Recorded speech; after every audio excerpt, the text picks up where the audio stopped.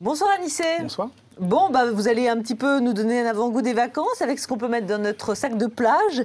Ces appareils photo qui vont bien, qui sont étanches et incassables. Oui, et c'est une très bonne chose parce que les petits appareils que l'on possède aujourd'hui, vous savez, ces petits appareils, ben, ils n'aiment pas du tout le sable, ils n'aiment pas du tout l'eau.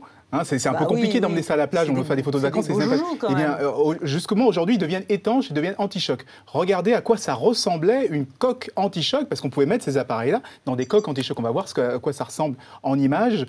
C'était des gros boîtiers en plastique, énormes, un peu lourds dans le temps. Ça existe toujours, hein, ça coûtait même plus cher que l'appareil photo qu'on mettait à l'intérieur, ce genre de choses. Eh bien, regardez maintenant ce que font les constructeurs, c'est qu'ils les installent en usine, ces fonctions étanches. Et donc cet appareil est étanche à 12 mètres, en usine, et il peut résister à des chocs. Alors ce qui est très bien, c'est comme ces appareils de baroudeur, il y a des fonctions GPS, on peut zoomer comme ça avec des cartes dans son appareil photo. Il y a même des fonctions assez intéressantes, c'est la fonction de, vous savez, le time-lapse, des photos en accéléré. On peut demander à l'appareil de prendre une photo comme ça toutes les 10 ou 15 secondes. Il y en a même celui-ci, c'est celui des spéléologues. Il a des lumières, des stades de lumière à l'avant autour de l'objectif. Donc c'est ça qui est intéressant, c'est que ces appareils-là sont intégrés, sont étanches en usine.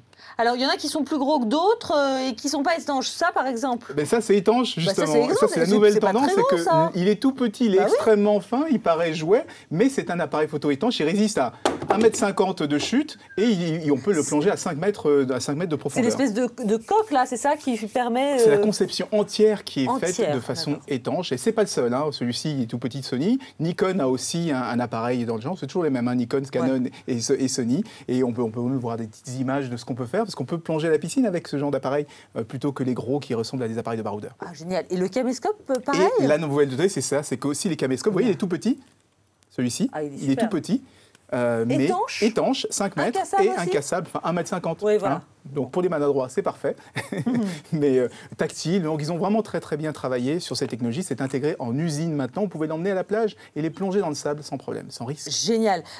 Les sports extrêmes, du coup, ces sportifs-là, ils sont heureux. L'idée, c'est de brancher ça, d'accrocher ça sur son casque, évidemment, pour des sports extrêmes. Il y a GoPro, qui s'est rendu tristement célèbre dans l'affaire que l'on sait. Mais le GoPro n'est plus tout seul sur ce marché des caméras que l'on peut accrocher pour les sports extrêmes. Là, on voit JVC, mais il y a aussi des gens comme Contour. Beaucoup de gens veulent prendre ces petites caméras et les accrocher sur les casques, sur les voitures, sur les planches de surf ou de